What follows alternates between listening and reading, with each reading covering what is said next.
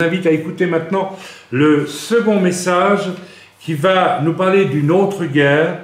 C'est une guerre spirituelle que nous devons mener. Je ne vais pas parler de l'Ukraine ni de tout ce qui se joue là-bas. Nous aurions pu parler du combat spirituel que nous pouvons et devons mener contre cet esprit, cette autorité démoniaque qui a beaucoup à voir avec la reine du ciel d'ailleurs, sur la Russie et sur les pays slaves en général. J'ai déjà parlé largement de ces choses dans le passé, je ne reviens pas dessus. Nous pouvons combattre ces choses et il faut les combattre, mais aujourd'hui j'aimerais vous parler d'un autre combat qui est absolument nécessaire. Nous devons discerner absolument aujourd'hui et rejeter les faux prophètes, les faux oints, les faux apôtres, les faux pasteurs, les faux évangélistes, tout ce qu'il faut. Je vais m'attacher plus particulièrement aux faux oints, qu'on dit être des prophètes et qui sont de faux oints. L'Écriture nous met en garde.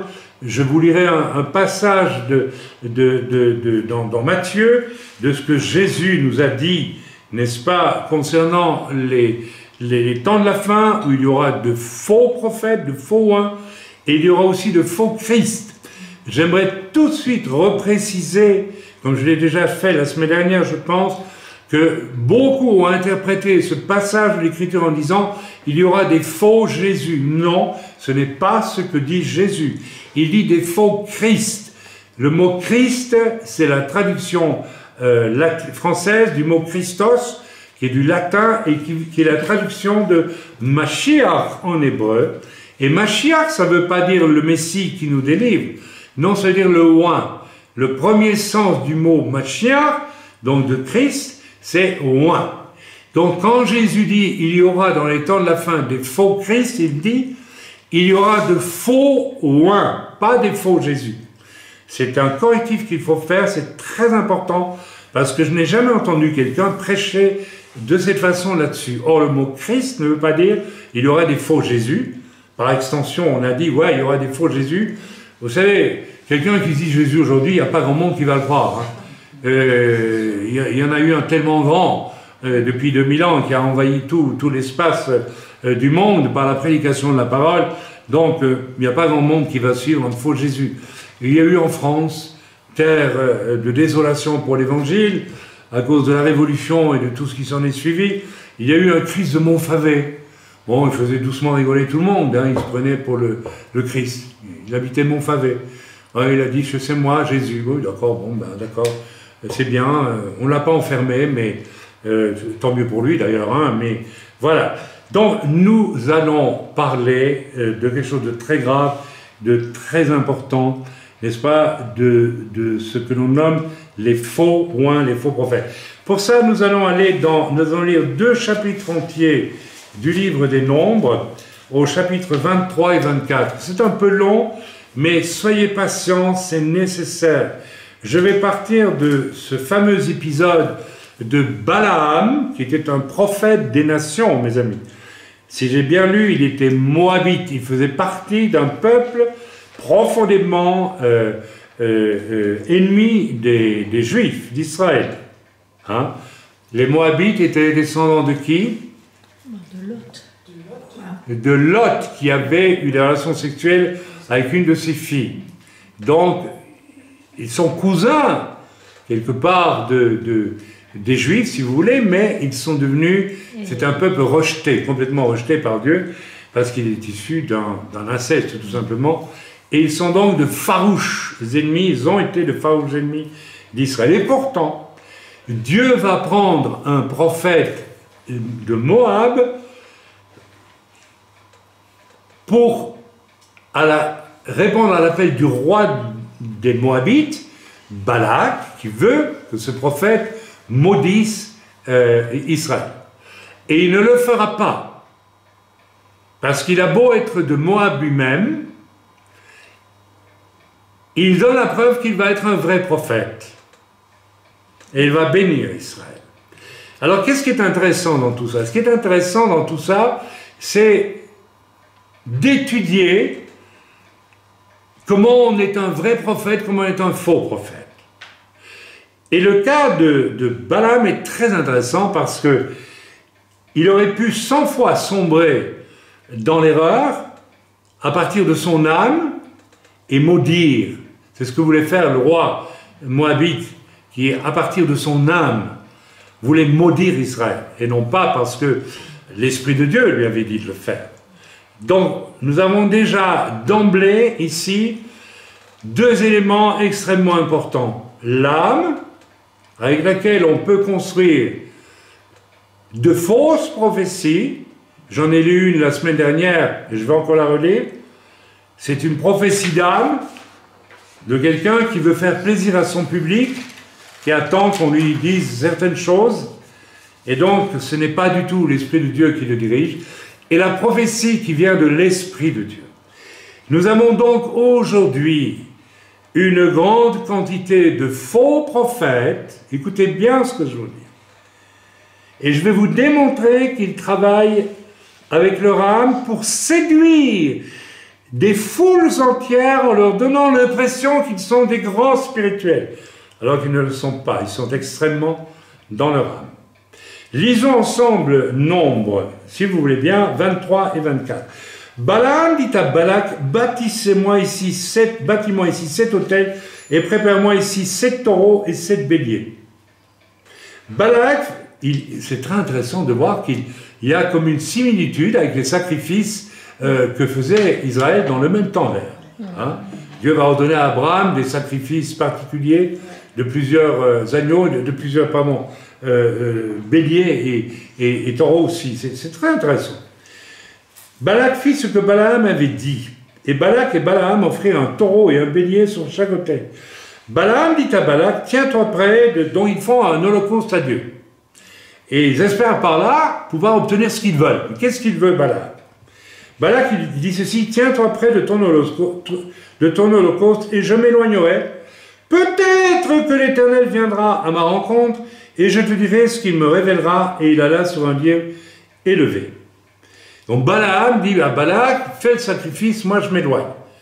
Peut-être que l'Éternel va me parler dans le sens qui te convient. Et on va voir par la suite que Dieu ne va pas lui parler du tout dans le sens qui convient. Alors on va essayer de comprendre comment Balaam est parvenu à échapper à l'emprise charnelle de son roi pour prophétiser juste. C'est là que nous allons trouver des clés absolument magistrales à partir desquelles nous verrons qui est le vrai prophète ou le faux prophète. Suivez-moi, s'il vous plaît. C'est assez détaillé, mais on va y arriver. Ok.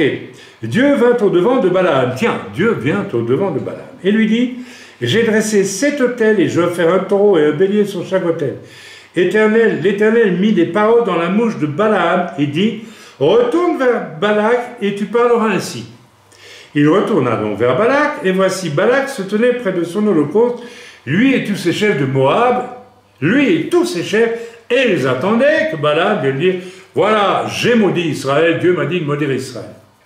Mais nenni, Balaam prononça son oracle et dit, Balak m'a fait descendre d'Aram, le roi de Moab m'a fait descendre des montagnes de l'Orient. Viens, maudis-moi, Jacob, viens, sois irrité contre Israël. Comment maudirais-je celui que Dieu n'a point maudit? Comment maudirais-je celui que Dieu n'a point maudit? Comment serais-je irrité quand l'Éternel n'est point irrité?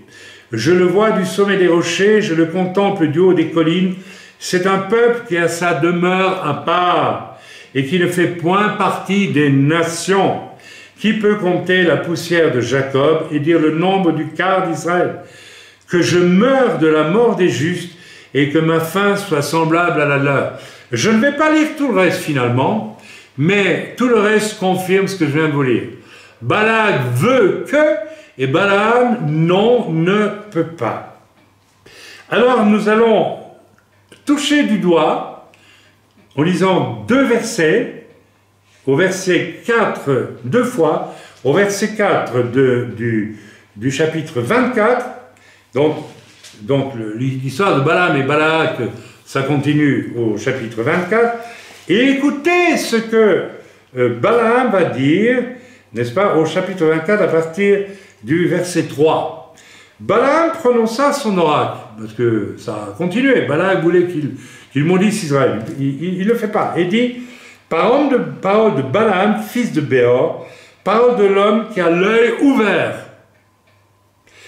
Parole de celui qui entend les paroles de Dieu, de celui qui voit la vision du Tout-Puissant, de celui qui se prosterne et dont les yeux s'ouvrent. La clé, vous l'avez là. De celui qui se prosterne et dont les yeux s'ouvrent. Ça a l'air de rien, c'est énorme. Celui qui se prosterne devant Dieu et pas devant ce que son roi attend de lui. Le vrai prophète, c'est cet homme qui se prosterne toujours d'abord devant Dieu.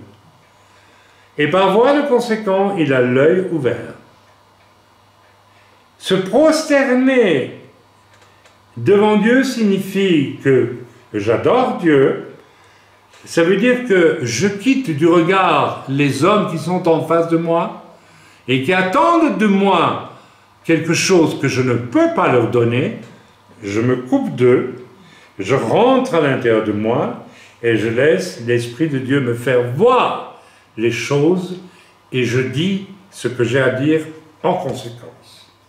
Ceci est extrêmement important, mes amis. J'aimerais que vous reteniez ça, c'est la clé. Et vous verrez que les faux prophètes ne se prosternent pas devant Dieu, mais ils satisfont l'attente de leur public. Ils leur donnent ce que leur public demande. C'est-à-dire que le public demande des choses avec son âme, et les faux prophètes leur donnent ce qu'ils demandent avec leur âme. Mes amis, ceci, voilà la clé du vrai prophète. C'est un homme humble.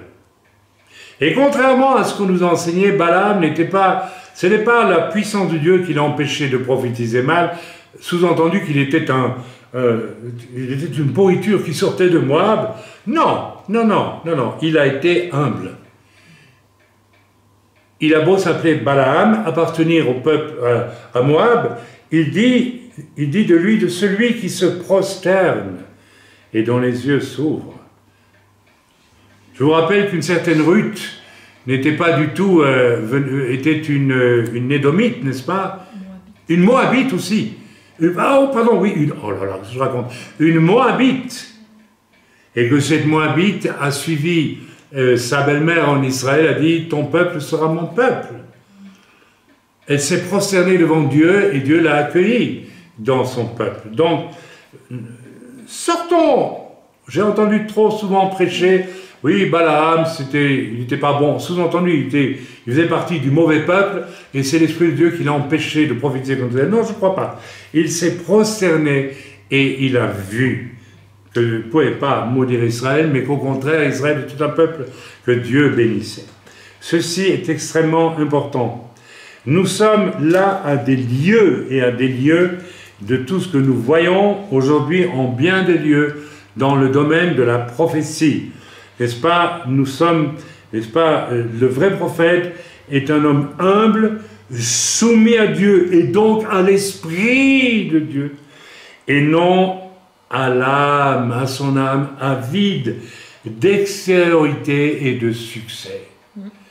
Mes amis, s'il vous plaît. J'ai encore vu, il y a peu, un prophète africain, zaïrois.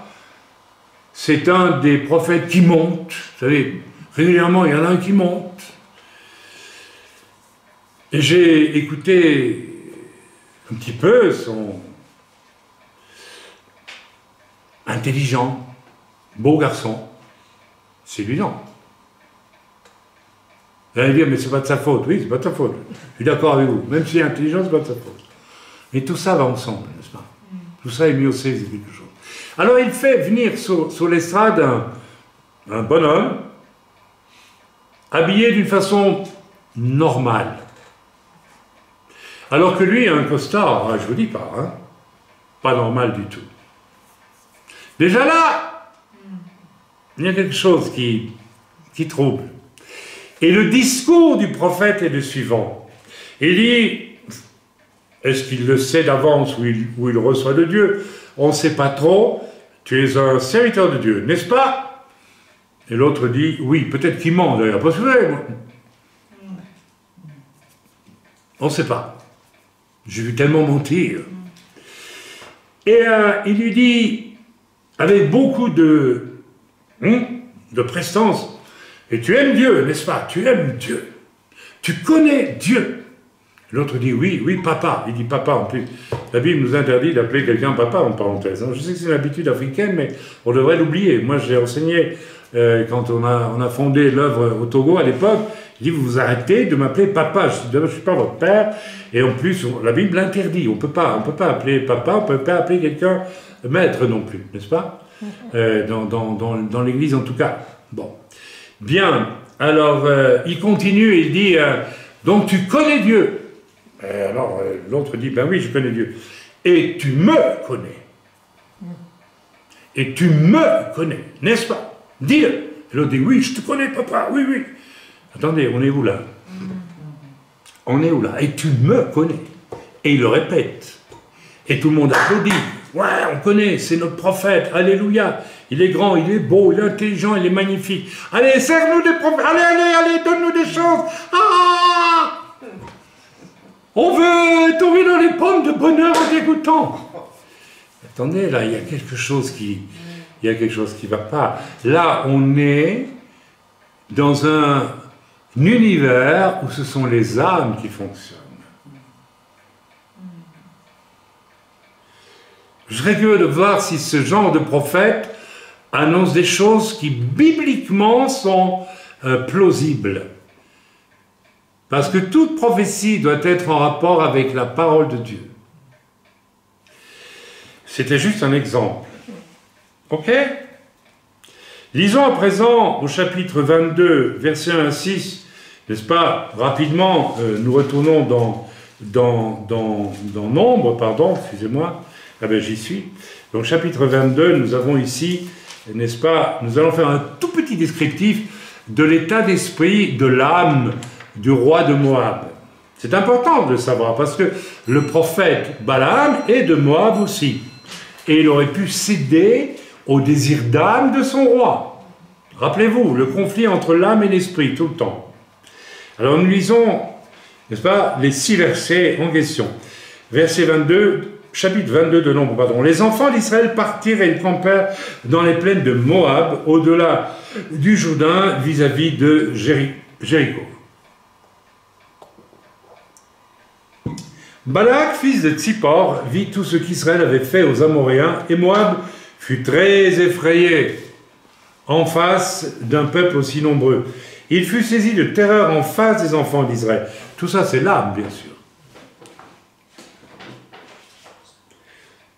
Et Moab dit aux anciens de Madian, « Cette multitude va dévorer tout ce qui nous entoure, comme le bœuf broute la verdure des champs. » Balak, fils de Tsippor, était alors le roi de Moab.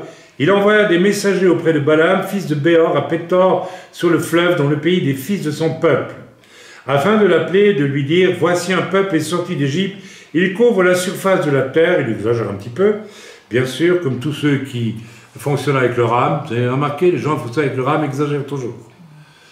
Les faux prophètes, ils ne vous annoncent pas juste que ça va aller mieux pour vous, ils vous annoncent que, waouh, vous allez gagner le jackpot, là, ça va être la gloire pour vous. Voici un peuple est sorti d'Égypte, il court, etc. Viens, je te prie, maudis-moi ce peuple, car il est plus puissant que moi, peut-être ainsi pourrais-je le battre et le chasserai-je du pays, car je sais que celui que tu bénis est béni, et que celui que tu maudis est maudit. Donc Balaam, qui est un prophète, a le pouvoir de bénir et de maudire, et ça marche. Mais ce qu'il semble ignorer, c'est que, ou ne pas vouloir considérer le roi, c'est que Balaam est un vrai prophète, qui bénit ce qui est à maudire et qui bénit ce qui est à... qu'est-ce que je dis moi? Qui bénit ce qui est à bénir et qui maudit ce qui est à maudire. N'est-ce pas? Ce qui habite le cœur de ce roi de Moab, c'est la peur, la jalousie, la haine. Chez Balak, roi de Moab, son attente est commandée par son âme. Et il veut que Balaam maudisse. N'est-ce pas? Ça vient de son âme. Et Balaam décide et Balaam est né, pardon, que je ne me perde pas dans mes notes, non, et décidèrent à n'écouter que la pensée de Dieu avec humilité. Je vous rappelle ce que j'ai lu, hein, voilà, ainsi parle le prophète qui se prosterne et dont les yeux voient. Donc la prosternation qui est, je le répète, je m'incline devant Dieu, et je ne parle pas effrontément devant Dieu, je m'incline d'abord devant Dieu. Je disparais devant Dieu avec humilité. Je me coupe du regard et de l'attente de ceux qui sont en face de moi et qui ont une attente charnelle.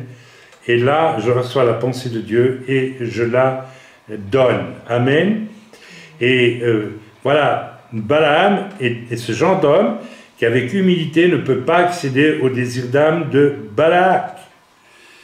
J'aimerais ici vous rappeler une expérience que j'ai vécue.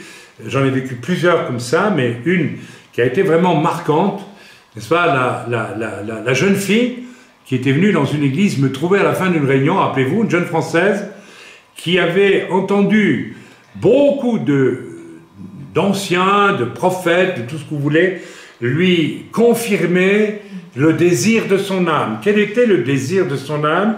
Elle voulait faire une école de musique pour devenir un leader dans la louange. Elle voulait devenir...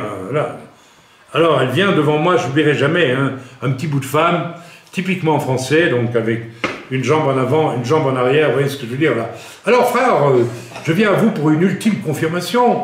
On m'a dit, voilà, le Dieu m'a mis à cœur que je devais faire une école de musique parce que je dois rentrer dans un service, un ministère de la louange pour le Seigneur, etc., etc. Et ça m'a été prophétisé, confirmé, etc., etc.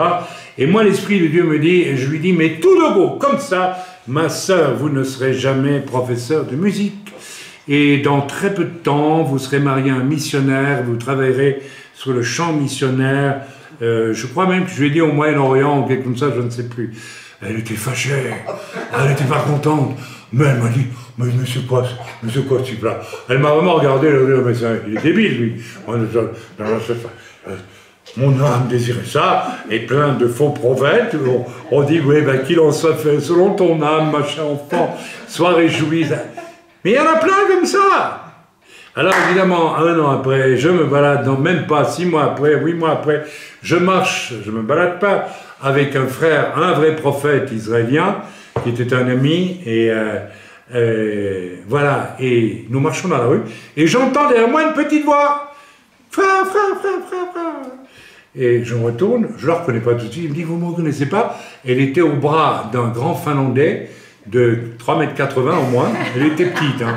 Donc c'était un géant blanc, comme ça, et alors elle me dit, ben écoutez, vous aviez raison, hein, je suis marié, elle me dit le nom de son mari, je l'ai oublié, et nous sommes missionnaires dans le quartier musulman de Jérusalem. Le quartier arabe de Jérusalem, pardon. Et je dis, vous voyez ma sœur. Donc mes amis, voilà, je me suis incliné devant Dieu intérieurement lorsque la jeune fille m'a parlé, je ne me suis pas laissé impressionner par ce qu'elle m'a raconté, je ne l'ai pas cru sur parole, j'ai dit, Seigneur, qu'est-ce que toi tu dis? Et immédiatement c'est sorti. Voilà. Mais je ne dis pas ça pour faire cocorico, je vous dis, si vous tenez compte de vos désirs, vous trouverez toujours un faux oin pour vous dire, oui, c'est de Dieu, alors que ce n'est pas de Dieu du tout. Et il y a des masses de gens qui s'égarent comme ça, de partout, et qui vont finalement, parce qu'ils se rendent compte que ça ne va quand même pas, ce qu'on leur a prophétisé, donc ils vont aller vers un autre prophète, et puis encore un autre, et un autre. Et comme me l'a confié une personne il y a pas très longtemps, quand on observe les pratiques, je vais y venir dans quelques instants, de ces faux oins, on découvre toujours derrière, quoi? De la sorcellerie, ou de la manipulation. Donc, soyons extrêmement prudents. Le vrai prophète va très souvent contrarier vos désirs d'âme. Il va toujours contrarier vos désirs d'âme. Il y a des faux, hein, je me rappellerai toujours d'une femme que nous avions dans notre église en Belgique, qui était une femme tellement charnelle, et elle désirait que son ancienne amie, avec qui elle n'était pas mariée, avant d'être chrétienne et qui vivait avec une autre fille, quitte cette fille-là parce qu'elle souhaitait retrouver sa relation avec cet homme, alors qu'elle avait vécu en concubinage avec lui, enfin, et qu'elle était devenue chrétienne. Elle allait monter sur des tas de bois la nuit pour regarder à travers la fenêtre de la maison de son ex-amie, vous voyez, une chrétienne, hein, et pour voir si vraiment il vivait avec l'autre, enfin, une horreur. Nous avons mis des mois et des semaines et des mois à convaincre cette sœur d'arrêter de poursuivre les désirs de son âme. Nous n'en avons fait que ça. C'était un rude travail, croyez-moi, et nous y étions parvenus. Elle s'était enfin calmée. Et nous l'avons emmenée avec plusieurs membres de notre assemblée de Belgique en visite dans le sud de la France. Nous avions déjà notre refuge ici. Et j'ai été invité dans une église de la Drôme par un pasteur dont je savais qu'il était très excitable et très charnel. Mais enfin, il prêchait quand même la parole de Dieu.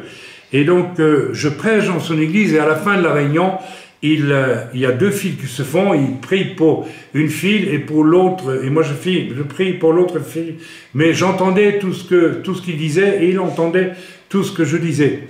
Et voilà que la fameuse sœur se présente devant lui, et savez-vous ce qu'il lui prophétise? Et il lui dit, ma chère sœur, le désir de votre cœur vient de Dieu et Dieu va vous accorder ce que votre cœur désire. Oh là là là! Tout le travail qu'on avait fait pour l'arracher aux folies de son âme était mis par terre. Elle m'a haï, elle m'en a fait voir de toutes les couleurs ensuite, et c'était perdu. Mes amis, attention au oin. Un bon pasteur peut devenir, et s'il veut absolument donner une parole à quelqu'un, alors que peut-être il n'y a rien à dire, tout simplement, parfois il vaut mieux se taire et ne rien dire. Si Dieu ne me dit rien, je ne dis rien. Je n'ai jamais prophétisé parce qu'on me demandait de prophétiser. On m'a demandé de prophétiser. J'ai dit non. C'est tellement, tellement, tellement grave. Voilà, revenons à Balak et Balaam. Notez ici que le lien charnel, n'est-ce pas, est fort entre Balak et Balaam. Pourquoi? Parce qu'ils sont tous deux issus du même peuple, de la même âme collective. Ce sont des Moabites, avec la possibilité qu'un lien d'âme, n'est-ce pas, fonctionne entre eux. Et heureusement, cela n'a pas fonctionné. Et l'histoire de Balaam, elle nous est donnée pour nous prévenir longtemps à l'avance de la manière de discerner ce qu'est un vrai prophète, un vrai oint et un faux oint. Le vrai oint ne va jamais, avec son âme, en le faisant passer pour l'esprit, vous dire ce que vous avez envie d'entendre. Il ne va jamais se mettre en valeur. Jamais. Lorsque ce prophète Zahérois dit devant tout le monde à plusieurs reprises « Tu connais Dieu » et l'autre répond « Oui ». Et tu me connais. Sous-entendu, attention. Est-ce qu'il a besoin de dire ça? S'il est vraiment un prophète, il n'a pas besoin de le dire. Pourquoi est-ce qu'il dit « tu me connais » Ça veut dire qu'il accorde, il veut absolument être encensé par la foule. C'est extrêmement dangereux. C'est exactement ainsi que fonctionnent les faux prophètes. Je reviens sur la fausse prophétie de la semaine dernière. Je vous la relis en vitesse. Donc c'est d'un certain Manuel Johnson de Santa Monica en Californie. Le Seigneur m'a dit très tôt le matin du 13 février, Russie et Ukraine, guerre et rumeurs de guerre. En ce qui concerne la situation en Russie et en Ukraine, ces mots n'arrêtaient pas de venir. C'est lui qui parle. Guerre et rumeurs de guerre. Ok, on a compris. Alors que le Seigneur continue à parler ensuite, vinrent ces paroles, que la paix soit tranquille. Ça, il faut le faire. Que la paix soit tranquille. Alors là, ouais, cette redondance, c'est incroyable. Moi, j'imagine le public qui connaît. J'étais aux États-Unis, j'ai vu, hein, des gens qui veulent surtout avoir le confort et la tranquillité. Pas dans toutes les églises, mais dans certains mouvements, c'est clair. God bless America, hein, c'est clair. Hein. D'abord et avant tout. Que la paix soit tranquille. Pas de guerre, pas de guerre. cela n'aboutira à rien. Il y aura des étincelles de temps en temps, mais pas de guerre, dit le Seigneur. Et c'est pas tout, il dit, je suis sur le trône, j'ai le dernier mot. Ce sont des jours de gloire, pas des jours sombres. Là, on voit très bien à qui on a affaire. On a affaire à un faux prophète du mouvement de la prospérité, du bien-être, qui va servir, mais des tonnes de prophéties dans le sens de nous sommes dans le temps de la gloire. Et tous ces faux prophètes, ces faux parlent de la gloire. Ils vous font croire qu'ils nagent dans la gloire, mais ce n'est pas la gloire de Dieu. C'est la gloire des hommes qui fait croire que c'est la gloire de Dieu, mais ce n'est pas la gloire de Dieu. J'espère que vous me suivez. Vous allez me dire, mais comment est-il possible de donner une prophétie pareille? Eh bien, c'est possible, tout simplement. Peut-on dire que le prophète qui a prophétisé ce que je viens de vous lire est de ceux qui s'inclinent et qui voient la réalité? Non. Il n'a rien vu. Il a vu ce que son public voulait entendre. On continue à rester entre nous, on fait des tunnels d'onction et toutes sortes de fariboles, et puis ça ira très bien, c'est la gloire, c'est le temps de la gloire, la gloire. Qu'est-ce qu'on entend le mot gloire dans ces milieux de faux ouins? C'est partout la gloire, la gloire, la gloire, la gloire. On fait des réunions pour la gloire, pour l'onction, la gloire, tout le temps. Mes amis, sa prophétie est donc une arrogance, à tête haute et pas à tête inclinée, et de son âme. Et c'est celle d'un homme qui a des liens d'âme avec son public, avec le peuple qui l'entoure. Et c'est un peuple qui attend des prophéties sur commande. Rappelez-vous, il y a quelques années, c'est pas très loin, un certain Igneski, si j'ai bon souvenir, a prophétisé la date de l'enlèvement. Maintenant, on se rend compte à quel point tout ça est grotesque. Mais ça a marché. Il y a des milliers de personnes qui l'ont écouté, qui l'ont suivi. Et bien sûr, il n'y a pas eu d'enlèvement. Et alors, il a dit, non, mais je vais recalculer. Et il a dit, j'ai dû me tromper dans mes calculs. Vous savez, tout ça, c'est ce genre de prophétie. C'est simplement le désir de cet homme lui-même d'être enlevé avant que ça tourne mal sur la terre, et ça répond au désir assez large finalement et assez vil de milliers voire de millions de personnes qui espèrent fiche le camp le plus vite possible avant que ça tourne mal. Donc c'est l'âme vers l'âme, n'est-ce pas? Et ça marche. Vous trouverez toujours des gens, si vous leur dites que tout va aller bien demain pour eux, ils vont le croire. Mais si vous leur dites, prépare-toi, peut-être tu vas vivre une persécution. Ah non, non, non, ça il ne faut pas me dire, non, non. Moi je cherche la gloire, c'est tout. Amen. Sa prophétie est une abomination, c'est une arrogance. Amen. J'ai vécu une expérience comme ça, et je vous raconte toutes ces choses-là parce que je veux que vous ouvriez les yeux, mes amis. Parce que même les serviteurs de Dieu peuvent être extrêmement liés par leur âme et par l'attente de leur église. Je me rappelle, j'allais prêcher il y a quelques années dans une grande assemblée, quelque part en France, et le pasteur avait lu certaines de mes prophéties et avait ressenti qu'il devait les diffuser autour de lui. Dieu lui a dit, tu dois diffuser ça parce que c'est un avertissement de Dieu. Bref. Et donc il m'a considéré comme un prophète. Et c'est là le problème. Il a oublié que j'étais d'abord un homme. Je ne suis pas un prophète, je suis d'abord un homme. Je n'aime pas les gens qui se considèrent comme prophètes et qui oublient qu'ils sont d'abord des hommes. Un homme, ça s'incline devant Dieu, ça cherche humblement la pensée de Dieu, et ça se tait où ça dit ce que Dieu dit de dire. Mais je ne suis pas prophète.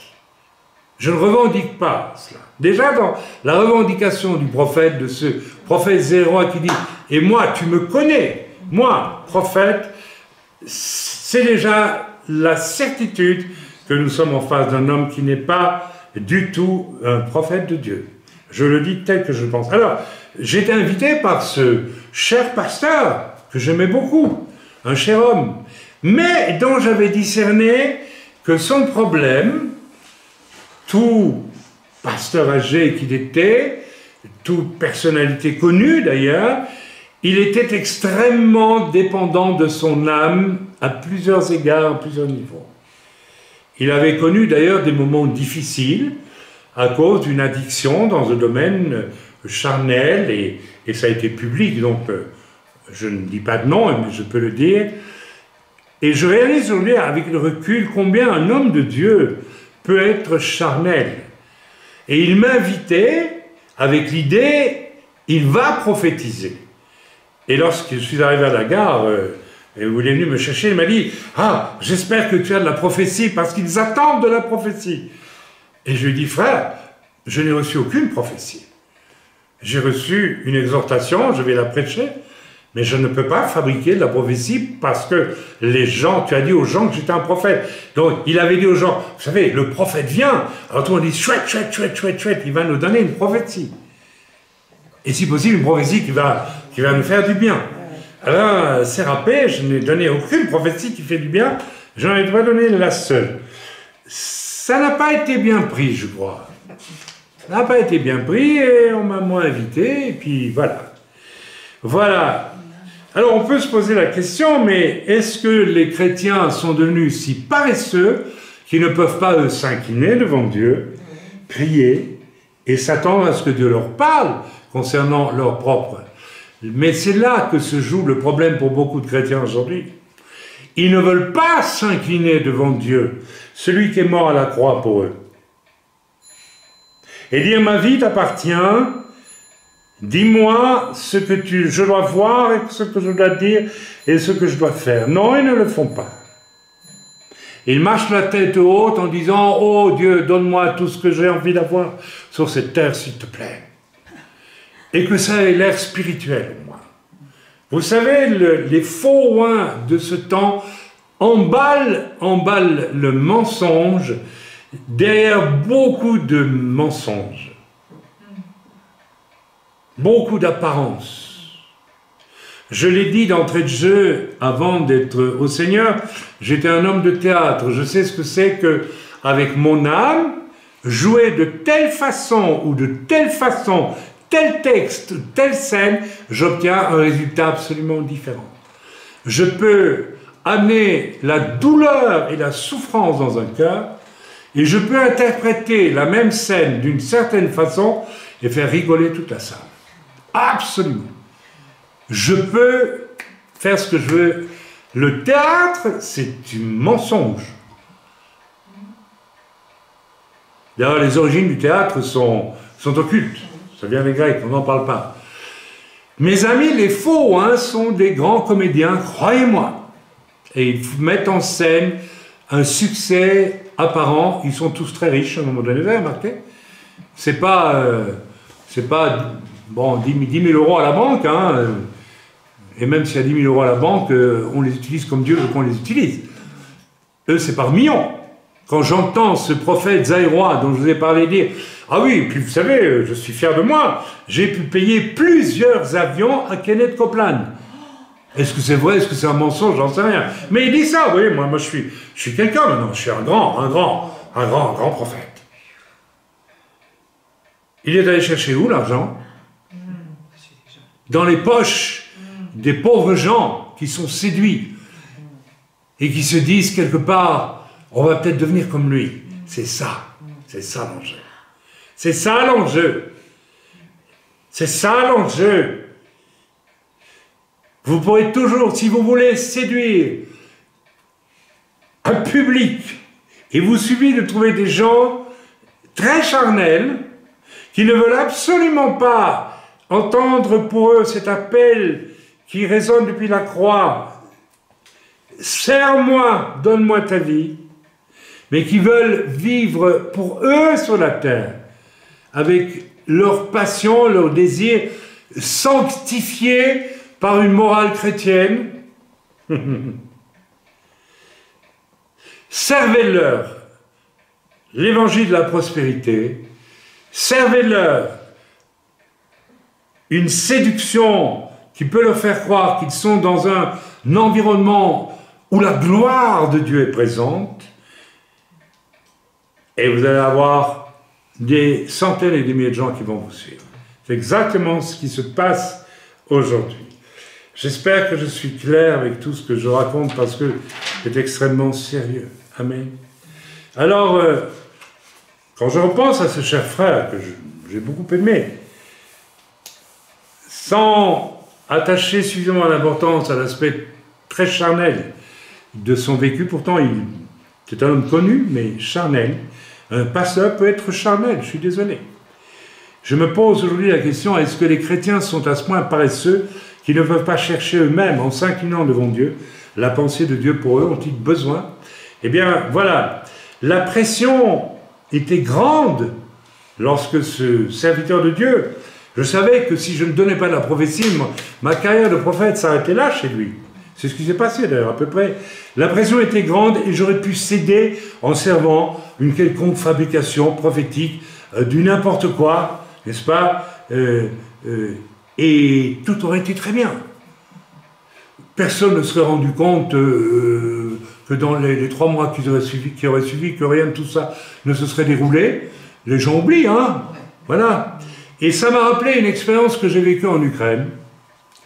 Et j'aimerais vous la servir pour que vous compreniez bien à quel point, même si nous sommes comme Balaam, nous nous prosternons devant Dieu, nous rentrons à l'intérieur de nous. Nous ne voulons pas regarder et prendre attention à ce que les hommes veulent de nous ou attendent de nous. Nous devons faire très attention parce que nous pouvons être environnés de gens qui peuvent même nous conduire à cela. Je me souviens, lorsque j'étais en Ukraine, et il y a 6 ans d'ici, où j'ai été devant Donetsk faire une proclamation prophétique pour arrêter l'armée russe qui, à l'époque, menaçait de déferler sur l'Ukraine. Bon, depuis c'est fait, mais pendant 6 ans, ça a été bloqué, 5 ans. Dieu a donné un répit, je crois, à l'Ukraine, pour certaines raisons, pendant 5 ans. Aux chrétiens surtout, qui, à mon avis, avaient besoin de réfléchir beaucoup à certaines choses. Et j'étais invité à l'époque par un pasteur et qui travaillait avec une équipe autour de lui, d'une vingtaine de personnes, qui étaient, disait-elle, baptisées du Saint-Esprit. Et j'ai travaillé à l'évangélisation et j'ai vécu des choses très fortes dans des villages où des sorcières dominaient le village, mais dans le même temps, dans les moments de pause, les chrétiens de ce groupe charismatique venaient sans cesse me trouver pour me demander si j'avais une prophétie parce qu'ils voulaient se marier, ou parce que ceci, ou parce que cela, toutes choses qui émanaient de leur désir d'âme. Et j'ai commencé à être embarrassé parce que au départ, certains sont venus avec des vraies questions et j'ai pu répondre avec l'Esprit de Dieu, mais à un moment donné, l'Esprit de Dieu m'a dit « Attention, parce que maintenant, ils attendent de toi des choses avec leur âme, tu ne dois plus répondre. » Et je leur ai dit « Écoutez, j'arrête. » Alors ils n'étaient pas contents, et le pasteur responsable était un peu mécontent aussi, parce que j'étais là pour... n'est-ce pas? Mais j'ai dit « Je ne peux pas. Vous êtes en train de m'emmener là où je ne veux pas aller. Vous voulez m'utiliser pour satisfaire les désirs de vos âmes. On n'est pas là pour ça. » Alors le dernier jour, ou l'avant-dernier jour, j'étais en Ukraine, nous avons été priés à Kiev, dans les hauteurs de Kiev, là où il y a un ancien monument de l'armée soviétique, et je voulais aller prier seul là-bas, et faire une proclamation là-bas. Malheureusement, le pasteur avec son équipe l'ont appris, et ils ont choisi de venir avec moi. Alors c'était terrible, parce que je voulais relâcher une parole du Seigneur, mais leur présence, avec une fausse onction de l'Esprit, vous comprenez ce que je veux dire? Je sentais un conflit spirituel entre ce que moi j'avais à faire et leur présence pleine de gentillesse et d'amour. Mais ils voulaient mêler leur révélation qui n'était venait pas de Dieu à ce que je disais. C'était terrible. Et donc, je les ai laissés faire parce que, autrement, ça aurait été une grosse dispute, mais j'ai vu à quel point on ne peut pas prier avec n'importe qui. Quand on est un vrai prophète, on doit faire attention à qui on prie. C'est pourquoi, dans l'œuvre, je mène un tel combat contre les œuvres de la chair depuis pas mal de temps maintenant. Mes amis, ceci est extrêmement important. Il en est ainsi de nombre de prophètes aujourd'hui qui ne s'inclinent pas devant Dieu et ne voient rien, mais sont devenus tributaires d'un public de fans, comment on dit ça, de fans. Et dès lors, ces prophètes sont enfermés dans la cage au hamster. Parce qu'une fois que tu donnes des choses qui appâtent l'âme des gens, tu dois continuer toujours plus.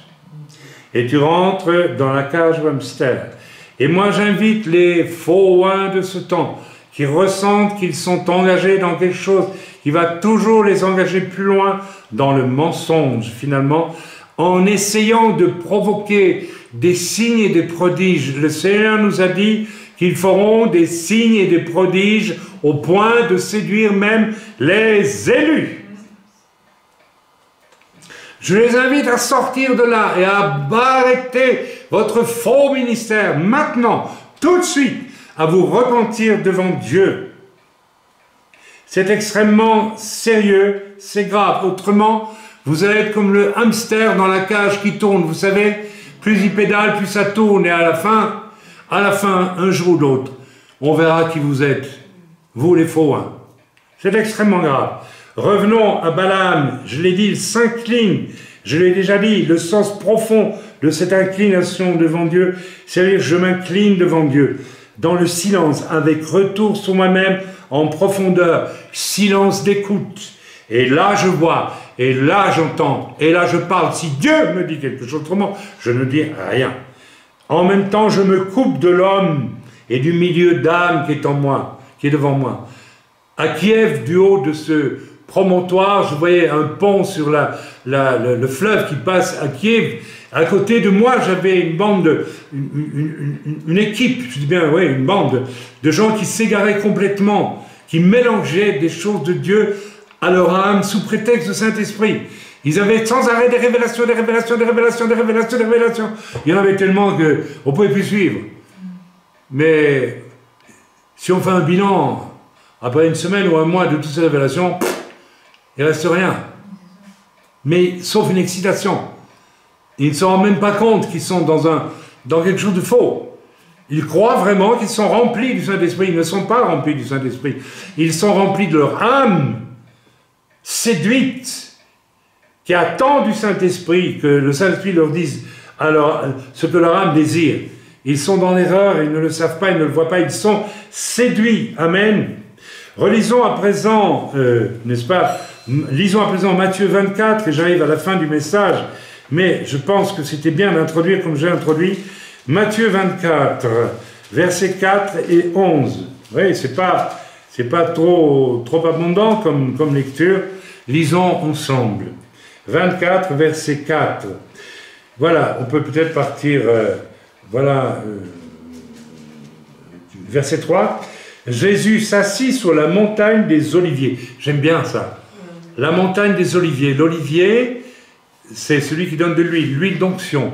Je l'ai retrouvé ici dans un flacon vieux de au moins 10-15 ans, un flacon d'huile d'onction. Je l'ai ouvert, il sent toujours aussi bon. Donc si un jour on a besoin de faire une onction, eh bien j'ai une huile parfumée extraordinaire. Donc Jésus s'assied sur la montagne des Oliviers. Or l'olivier donne l'huile d'olive, c'est un type de quoi? Du Saint-Esprit. Jésus s'assied sur la montagne du Saint-Esprit d'une certaine façon. Ça ne veut pas rien dire, ça veut dire quelque chose. Yeshua est celui qui était toujours, n'est-ce pas, en train de s'incliner devant son Père. Il dira, je ne fais rien d'autre que ce que je dois faire par mon Père. Je m'incline devant lui. Et il me dit, fais ceci, je le fais. Il me dit, dis cela, je le dis. À tout moment, Yeshua est Yeshua est la figure du loin parfait. du Christ parfait, du Oint parfait. Et les disciples vinrent en particulier lui poser cette question. Dis-nous quand cela arrivera-t-il et quel sera le signe de ton avènement et de la fin, non pas du monde. Nous avons corrigé, en grec il est dit d'une ère, de cette ère. Donc l'ère qui va suivre et qui finit maintenant, n'est-ce pas, elle a duré 2000 ans. Yeshua leur répondit, alors écoutez bien, prenez garde que personne ne vous séduise, car plusieurs viendront sous mon nom disant, c'est moi qui suis le Christ. C'est moi qui suis le Christ. On a toujours traduit ça par c'est moi qui suis Jésus. C'est pas vrai. Le Christ, le mot Christ, je le répète, vient de Mashiach, qui veut dire roi. C'est ça que ça veut dire. Si Yeshua avait voulu dire qu'ils se prendront pour moi, il aurait dit plusieurs viendront à mon nom en disant que je suis Jésus, je suis Yeshua Mashiach. Il dit le Christ.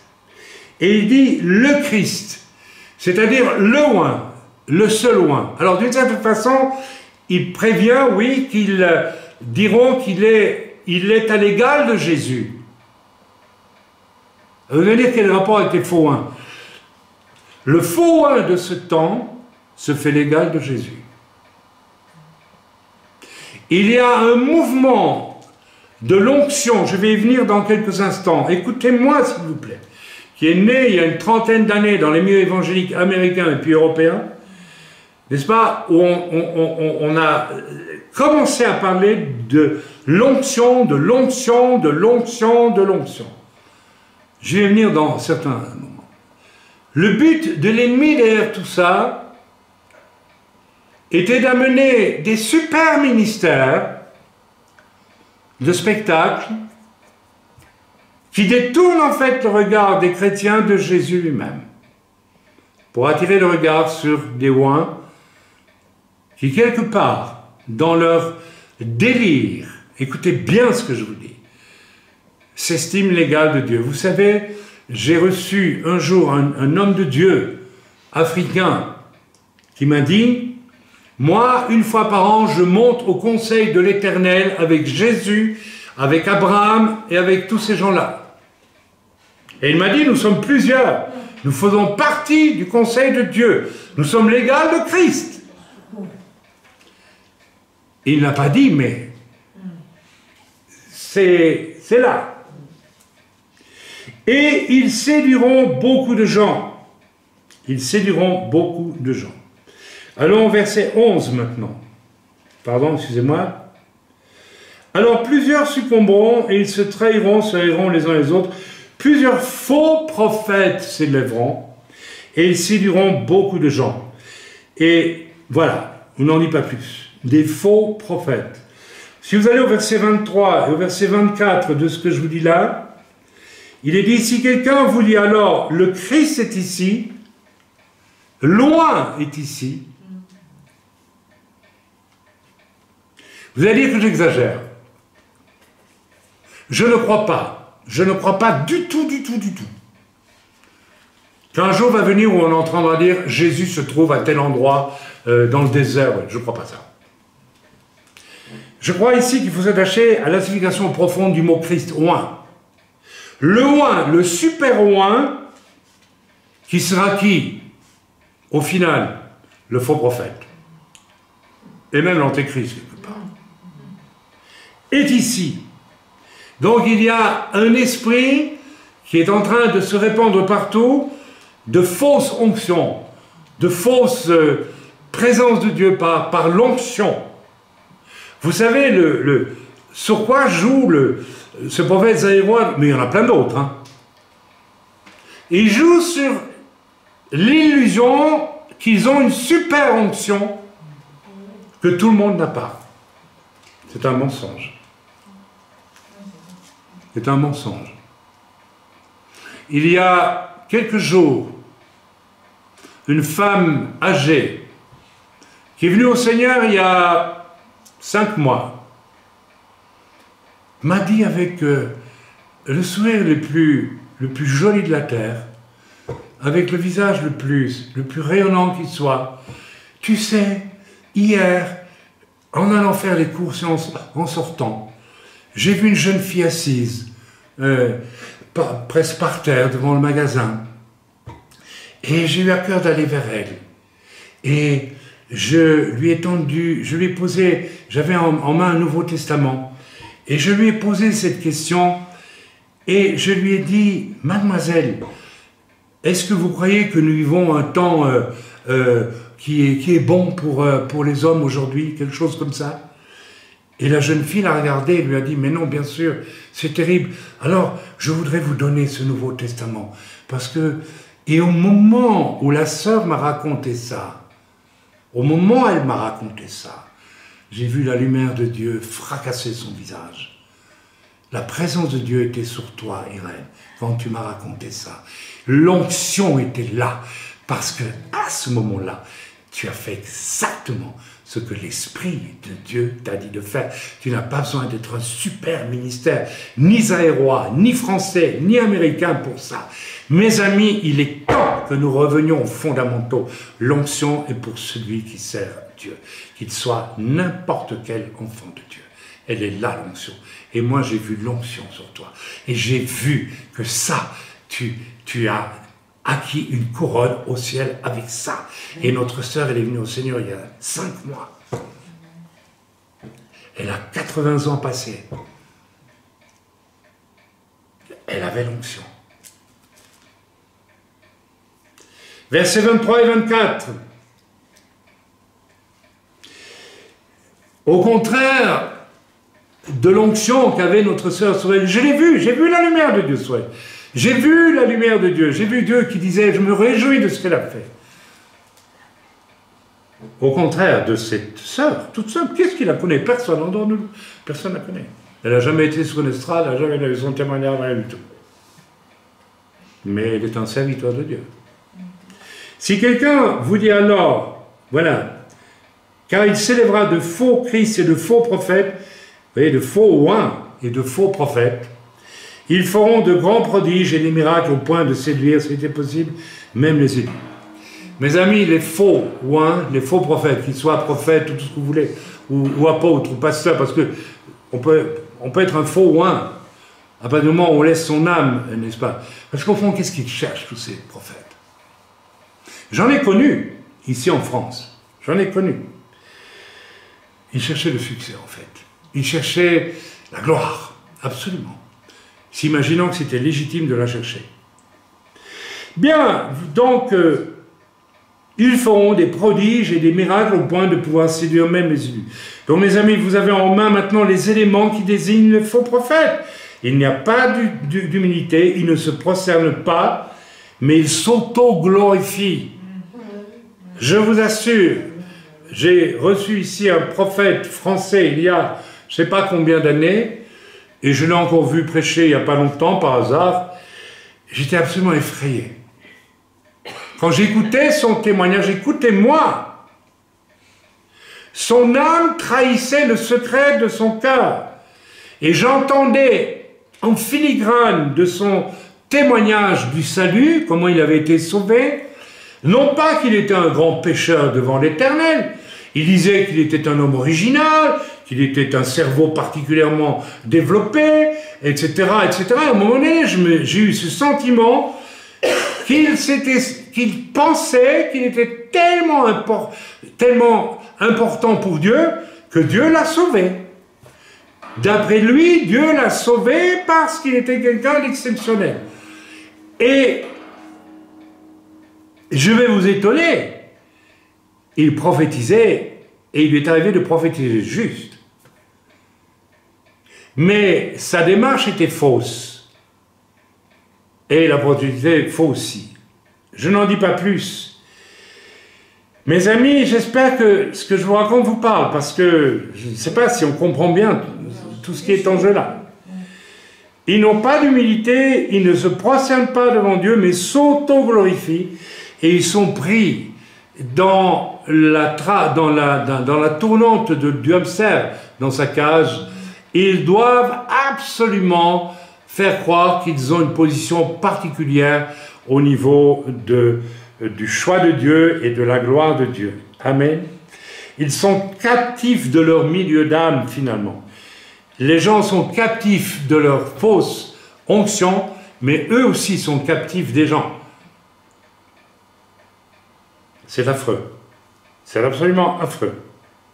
Parce que vous savez, quand vous recevez des millions et des millions de la part des gens, vous avez intérêt à continuer à leur servir de la gloire et de la gloire et de la gloire et de la gloire pour qu'ils continuent à y croire.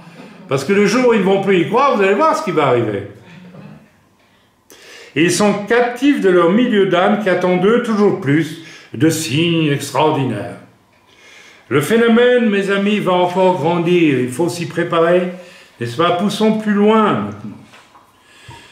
Lorsqu'un prophète élève je vais dire le nom, parce qu'on me l'a dit, de Séverin Kakou, je ne dis rien sur Séverin Kakou, je n'en parle pas, je ne suis pas assez proche de ce que je peux connaître de lui pour savoir s'il était ou non un vrai ou un faux oin, je ne dis rien.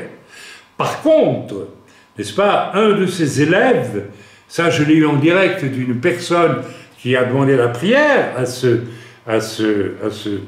oin, élève, donc établi par Séverin Kakou, qui est mort aujourd'hui, eh bien, a conseillé à une chrétienne qui a eu recours à lui, eh bien, buvez cette eau, une eau bénie par lui, bénie comment, on ne sait pas trop, mais si, on devine, et elle sera comme du sang à l'intérieur de vous, elle va vous purifier. Mes amis, on se trouve où, là? On se trouve en pleine magie blanche et en pleine sorcellerie. N'est-ce pas? Nous sommes là en pleine sorcellerie chrétienne. Et ce genre de conseils spirituels donnés partout par les faux oins surabonde aujourd'hui.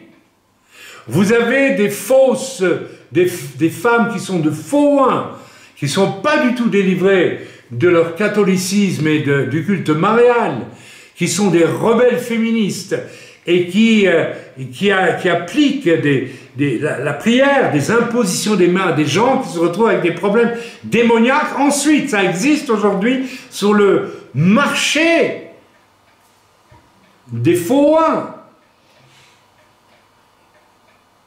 Je pourrais vous en raconter jusque demain. Il y a des gens qui me racontent, et pas qu'une personne, avoir été vers tous ces gens et être ressorti avec toujours plus de démons, tout simplement. De difficultés, d'angoisse, de terreur, de ténèbres. Mes amis, quand on parle d'une eau qui se transformerait en sang à l'intérieur de vous pour vous purifier, j'aimerais vous rappeler que l'eau, dans la parole de Dieu, n'est-ce pas, c'est là où on laisse sa vie de péché passer lors du baptême. On abandonne au fond de l'eau sa vie passée. Et l'eau emmène ça au fond de la mer, où il est dit que le Seigneur oublie nos péchés confessés. Le fond de la mer. Encore l'eau.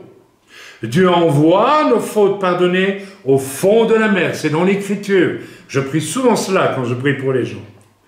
Dieu oublie nos fautes au fond de la mer.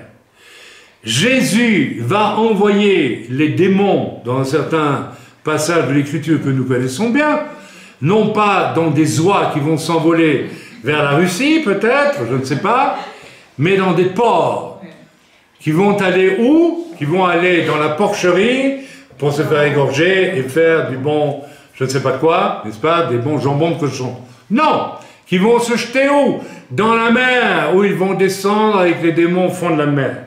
Les eaux sont des lieux où vivent beaucoup de puissances des ténèbres. Vous allez en Afrique, j'ai eu un jour à être confronté à une réelle Mami Wata. Oui, je l'ai déjà témoigné, je ne vais pas revenir dessus, ça existe. Ce sont des démons qui sortent de l'eau, qui prennent une apparence humaine et viennent pour vous côtoyer tout en disant être chrétien, je l'ai connu. Et puis vous sentez que toute votre vie disparaît. Et puis vous réagissez, vous priez parce qu'il y a quelque chose d'anormal. Et si vous ne réagissez pas, elle vous prend, elle vous emmène dans l'eau.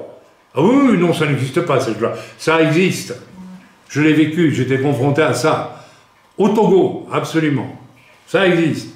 Mes amis, je vous invite à relire aussi mon livre Keila, tome 2, et l'épisode du Loch Ness, où je suis allé au Loch Ness. C'est quoi le Loch Ness? C'est de l'eau Qu'est-ce qu'il y a là? Il y a un réservoir de démons, un réservoir terrible.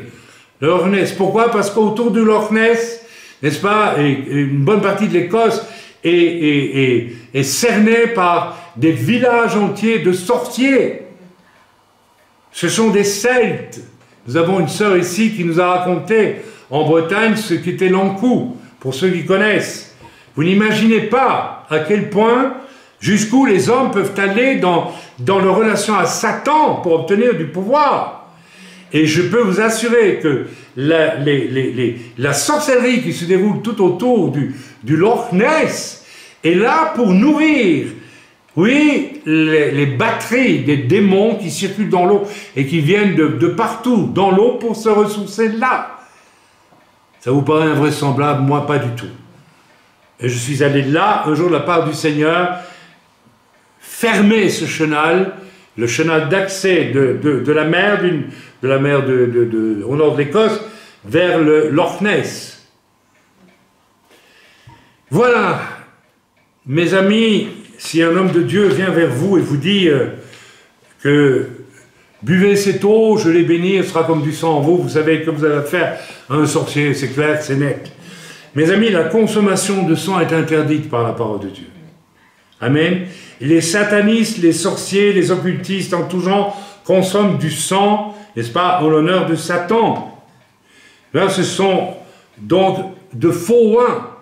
Et si des oins, soi-disant, des faux oins vous font, n'est-ce pas, faire vivre des choses qui sont anti-bibliques, vous savez que vous avez affaire à des sorciers, tout simplement. Mais oui, qu'ils soient européens, qu'ils soient africains, qu'ils soient américains, ça, soyez attentifs, demandez vraiment l'aide du Saint-Esprit, inclinez-vous devant Dieu avec humilité, convertissez-vous aussi, il est grand temps. La conversion, ça commence là, je m'incline devant Dieu, et je me déclare coupable, et Seigneur, fais-moi pitié, mea culpa, mea maxima culpa.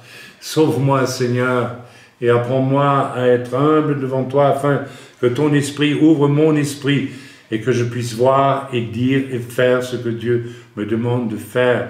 Tantôt, j'ai parlé d'une sœur avant ce message en disant qu'elle devait déposer la corbeille parce qu'elle est en souci, parce que dans son domaine de travail, il y a énormément de troubles et de difficultés, de disputes, etc. Et j'ai dit, tu portes tout cela, tu ne dois pas le porter. Toi, tu dois fermer les yeux à l'intérieur et tu dois prier. Peut-être tu vas passer dans un couloir, tu vas prier en langue. Ça m'est arrivé, frères et sœurs. Et tu vas atteindre quelque chose dans le bureau devant lequel tu passes. L'Esprit de Dieu va peut-être faire quelque chose dans l'âme de la personne qui est là. Contente-toi de faire ce que l'Esprit de Dieu te dit de faire et mets tous les fardeaux que tu as pris avec ton âme, avec ton intelligence sur toi, mets-les de côté, abandonne. Nous sommes beaucoup trop occupés par nos fardeaux d'âme, nos soucis, nos tracas, nos peurs, nos craintes et tout ça, et nous ne pouvons pas discerner ce que le Seigneur a à nous dire. Avant tout, mes amis, soyons très prudents, et si nous avons un malaise, vous savez, normalement, si vous êtes des enfants de Dieu, vous aurez toujours un malaise. Devant un faux oin, j'ai toujours un malaise. Et je n'irai jamais demander la prière quand j'ai un malaise. Si vous m'écoutez, vous avez un malaise avec moi, ne venez jamais me demander la prière. Obéissez à Dieu. Je peux être un faux oin, je ne crois pas. Il y en a qui disent non, je vois sur Internet. Mais, vous savez, tout le monde peut s'égarer, un jour. La question est tellement sérieuse. Si vous avez le moindre doute, vous avez un malaise face à un oin ou à une ointe, tenez-vous à l'écart. Et faites attention, parce qu'ils ont une capacité de vous imposer leur pseudo-onction qui est très forte. Parce qu'ils savent que s'ils n'y arrivent pas, ils sont fichus. Celui qui est humble n'a pas besoin de prouver quoi que ce soit. Il fait ce que Dieu lui demande. La chère sœur de 80 ans, convertie depuis 6 mois, elle a été ointe. Parce que l'Esprit de Dieu lui a dit, va donner un Nouveau Testament à cette jeune fille. Dieu l'a ointe pour le faire. Et la jeune fille s'est emparée du Nouveau Testament. Elle a dit, ah mais je vais le lire. Vous voyez, il n'y avait pas de gloire, il n'y avait pas de flonflon, il n'y avait pas de millions, il n'y avait pas de Mercedes de 25 mètres de long, ou que sais-je d'autre, pas de jet, il n'y avait rien de tout ça. Il y avait une simple femme avec l'Esprit de Dieu qui la dirigeait pour le salut d'une âme. Si vous percevez une pratique qui cloche chez quelqu'un, mes amis, je le redis, une femme qui veut absolument s'imposer en tant que prédicateur, en tant que personne qui... Bon, vous pouvez déjà vous attendre à un problème. Alors, très souvent, si vous voyez des comportements comme... Moi, je l'ai vu, j'en ai été victime. L'injure, le mépris, la grossièreté, la mauvaise foi, le mensonge. Oui, absolument. Une fois que vous rentrez dans la vie de ces gens, vous découvrez bien des choses étonnantes. Ce sont aussi les gens qui sont d'ailleurs les plus grands spécialistes pour calomnier ceux dont ils ont peur. Ils sont très forts pour ça. Attention. Vous vous rappelez de Bénigne? Je place une malédiction sur toute personne qui critique mon onction. Ah, ton onction. Ah, ton onction. Tu t'es dévoilé en disant ça. Tu viens de dire à la face du monde que tu es autoproclamé, que tu es ton propre Dieu. L'onction n'est jamais que ce que Dieu nous donne. Amen. Avant tout, observez l'humilité et l'autorité venant de Dieu dans ce cas. Dans le cas contraire, attention à l'arrogance et à l'auto-glorification, même si la personne est séduisante, même si elle est intelligente. Il y a des gens très intelligents parmi les faux. Ils ne sont pas bêtes du tout. Ce sont des gens intelligents. Et parfois des gens très instruits. Absolument. Ou bien s'ils sont dans la recherche de la gloire, sous prétexte d'onction et en signe certain que vous êtes face à un faux oint, eh bien, vous devez être vraiment, vraiment sur vos gardes. J'ai reçu, je l'ai dit, je termine maintenant mon message, le témoignage d'une chrétienne qui, reconnaissant son absence d'obéissance, à plusieurs reprises, Dieu lui avait dit « Ne va pas vers telle et telle et telle et telle et telle ». Il est allé et a emmagasiné une cascade de démonisation, de malédiction toujours plus forte sur sa vie, au point qu'elle aurait pu y perdre carrément la vie. Heureusement, le Seigneur a eu compassion d'elle et elle a retenu la leçon. Maintenant, je ne vais plus vers qui que ce soit qui est une vedette et qui pourrait, c'était son âme qui, à son insu, la dirigeait en fait, au lieu, alors que l'Esprit de Dieu voulait la retenir. Voilà. Alors, cette personne, j'ai échangé avec elle, et elle estime, avec le recul, que toutes ces personnes, et des personnes connues, alors que Dieu la mettait en garde contre ces gens, et qu'elle soit allée quand même vers eux, toutes ces personnes étaient finalement des sorciers et des sorcières. Définition du sorcier, c'est un manipulateur. C'est ça, ça commence là. Mes amis, nous allons finir avec une réflexion nécessaire sur un mouvement qui a parcouru et qui parcourt toujours le monde évangélique depuis des années maintenant. J'appelle ça le mouvement de l'onction à tout prix. L'onction à tout prix. Ce mouvement de l'onction à tout prix est à l'origine de tout le désordre que nous voyons aujourd'hui dans les milieux pentecôtistes et charismatiques. C'est quoi le mouvement de l'onction à tout prix? Beaucoup s'y sont perdus en... Excusez-moi. En portant au nu des gens dont l'esprit disait pourtant de se méfier. Mais je reviens sur qu'est-ce que c'est que ce mouvement de l'onction à tout prix? J'ai fréquenté une rencontre de pasteurs, enfin, différentes, pendant les débuts de mon ministère, et je me rappelle en particulier d'une rencontre de pasteurs. Il y avait 300 pasteurs ici en France, et on n'entendait parler que d'onction. Il faut l'onction, il faut l'onction. Est-ce qu'il y a l'onction? J'ai entendu un jour un homme de Dieu connu dire à un autre homme de Dieu, celui-là, quand il prêche, s'il y a l'onction, ça va, autrement tu t'enfuis. Mais il y a quelque chose là qui m'a troublé parce que il n'y avait que la recherche de l'onction pour l'onction, comme si l'onction était une marchandise spirituelle qu'on pouvait acquérir. Comme si l'onction n'était pas donnée de toute façon.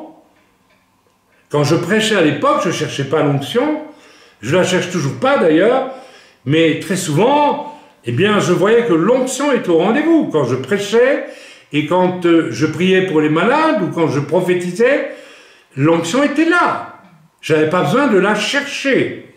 Et j'ai trouvé avec le recul très troublante cette recherche de l'onction parce que ça a amené insensiblement vers l'apparition des fameux soi-disant réveils de Toronto et du vin nouveau et de tout cela. On a toujours voulu plus d'onction. Mais l'onction ne se reçoit pas parce qu'on la veut. J'aimerais que vous compreniez cela, mes amis. Elle est au rendez-vous de Dieu si nous sommes saints et humbles et à notre place d'obéissance à Dieu. Mais chercher l'onction à tout prix, c'est créer un mouvement qui s'est développé et qui a finalement donné tous ces faux oins qui font croire qu'ils ont une onction particulière, alors que pour moi, l'onction qui était sur Jean-Baptiste n'était pas plus grande que l'onction qui est sur la sœur qui est allée donner le Nouveau Testament l'autre jour à cette sœur. C'est la même onction, c'est le même Saint-Esprit, c'est le même Dieu. Ne venez pas me dire qu'il y a des gradations dans l'onction de Dieu. Ne venez pas me dire qu'il y en a certains qui ont le Dieu un peu plus que d'autres. Mais qu'est-ce que c'est? C'est un mensonge. On est au cœur du problème là. J'espère que vous comprenez, on est au cœur d'un problème. Non, mes amis, non. Nous avons l'onction nécessaire quand nous sommes humblement devant Dieu et que nous écoutons et entendons ce que Dieu nous dit de faire, comme l'a fait la sœur l'autre jour. Et le résultat a été que j'ai vu, quand elle me l'a raconté, le Seigneur venir sur elle, sa lumière. J'ai vu l'onction de Dieu sur elle. Elle a fait la volonté de Dieu, elle a accompli la volonté de Dieu. Et j'ai su qu'elle a une récompense au ciel. Je l'ai vu dans son sourire, dans son regard, dans cette lumière. Voilà. Je pense que je vais m'arrêter là pour... j'ai essayé de vous faire toucher du doigt. Nous sommes dans des temps dangereux. Demandez à Dieu de vous débarrasser du joug de vos âmes.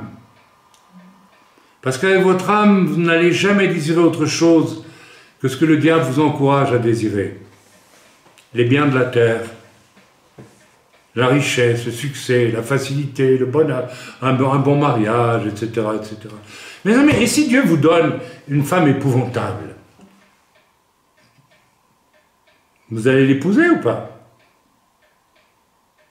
Je vous ai déjà témoigné qu'un jour, je me trouvais devant une gitane handicapée qui avait eu la poliomyélite et qui était comme ça, dans une chaise roulante, complètement ratatinée.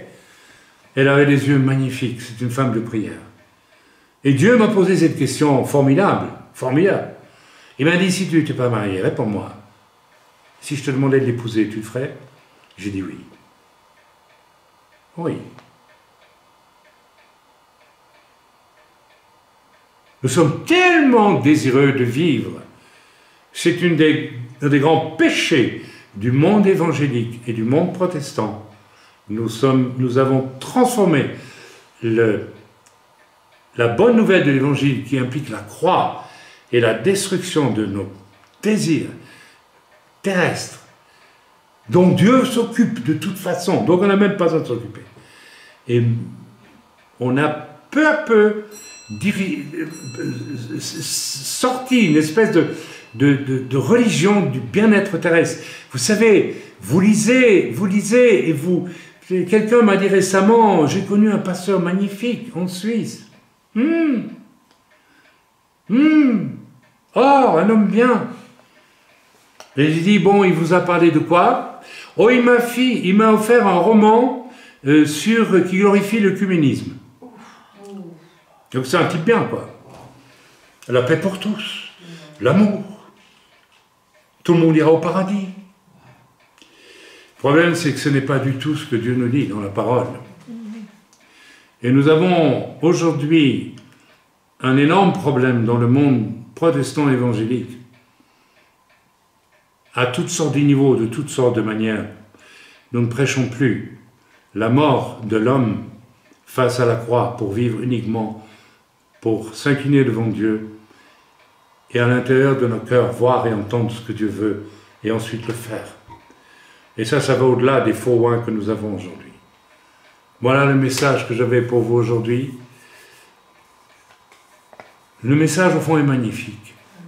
Dépouillons-nous des œuvres de la chair. La parole nous y invite tellement, tellement, tellement. Et donnons ces êtres qui ne sommes plus attachés à rien sur la terre, sinon à entendre la voix de Dieu et accomplir ses desseins. Le toit de ta maison n'est pas en parfait état, tu t'en fiches. Ça ne devient pas ton souci premier. Tu te demandes comment tu vas nourrir ta femme et tes enfants demain, si Dieu t'appelle à le servir. Mais ce n'est pas un souci. Tu ne dois pas avoir ce souci. Va de l'avant, sers ton Dieu, fais confiance. J'étais devant ce dilemme quand j'ai arrêté de travailler. Après 7 ans de conversion, j'ai travaillé.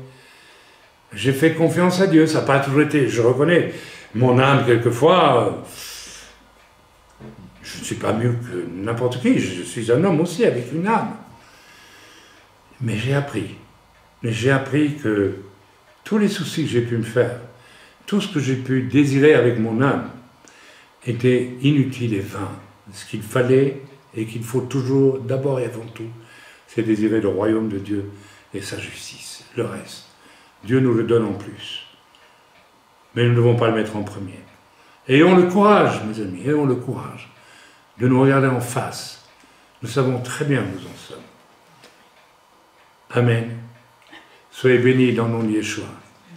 Soyez bénis dans le nom de Yeshua. Amen.